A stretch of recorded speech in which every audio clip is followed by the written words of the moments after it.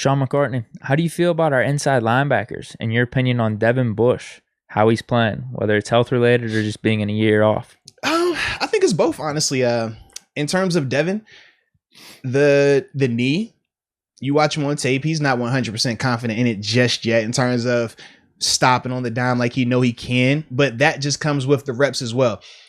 I know for me, anytime I came back from injury, it took me playing a lot to me to really believe like, hey, it's going to hold up. I'm going to be okay. It's not going to get hurt again. It takes time. That's the mental block, and everybody is different with that, right?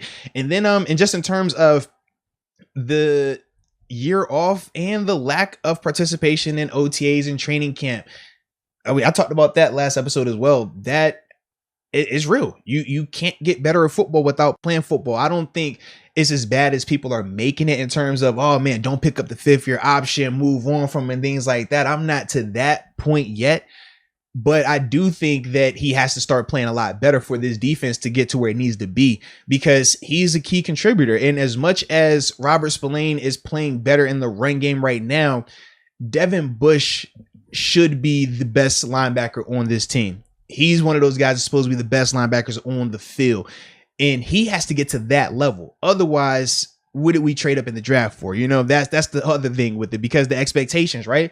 We talk about it. If a guy's a 3rd round pick, we're not having this conversation. We're saying, hey man, it's kind of like Robert Spillane, right?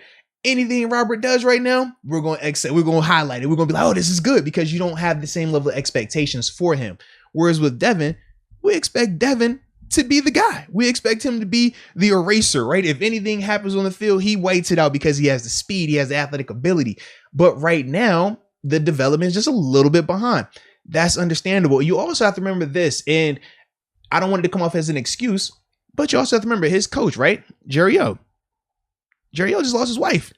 Jerry O had to miss some time. That also affects the linebackers in their preparation, because now you go from one coaching style to a different coaching style where there's Keith Butler taking over, right? Those are the other things that play into this. So it's not just Devin, it's a lot going on with him. And we also talked about how when you take away Vince Williams, a guy that knows everything, right?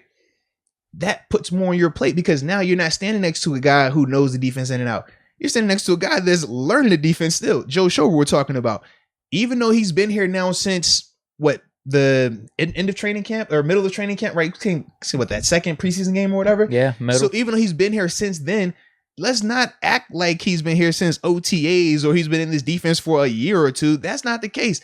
And the defense adjusts. It's like an organism. That's what we always say. It's like, it might start like this in week 1, but by the time you get to week 12, man, that thing done shifted, changed, all type of stuff. So that's another thing for Devin that affects his growth. So that's the other reason why I'm just like, I'm not putting him in the bust category. I'm not putting him in the, oh, he's a terrible player category. It's just, he has to grow. He has to understand these things. And I do think he will. But hopefully this is a wake-up call for him. Because typically with younger players, high pedigree guys that never had that type of adversity, just seeing Spillane on the field a little bit more. Yes, it wakes you up, right? Because initially, right, what's your mindset?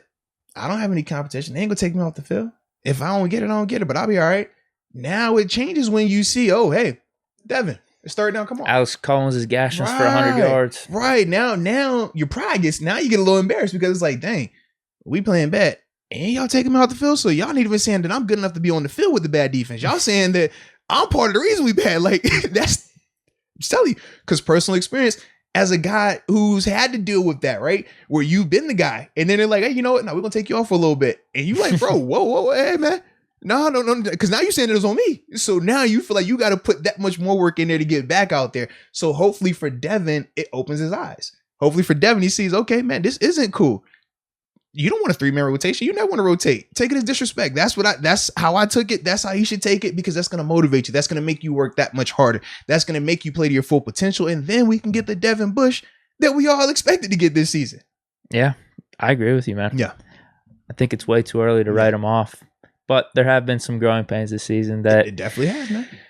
You just would hope, with him being in his 3rd year, that it wouldn't be there, but he missed all last season. Right, so what else is there? It's not a realistic 3rd year, right? When we talk about how much he's played, it's not 3 years worth of ball.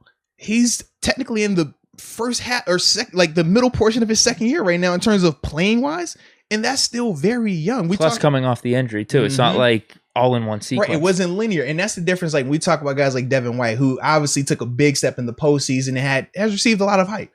He had the linear progression where he didn't have to deal with missing a whole season. He didn't have to deal with injuries up front. That also changes as well. I mean, we talk about it. No Tuitt, no Tyson. That affects you as well as a linebacker. So it's multiple variables with him, but it still doesn't take away from the fact he has to play better. And I am hoping for his sake and for the 5-5 sake, because, it's the brotherhood. Got to have that 5-5 looking good. I just hope for that, that he will respond. And this is going to be a big test for him this week, because we know Cleveland, they're going to run that rock.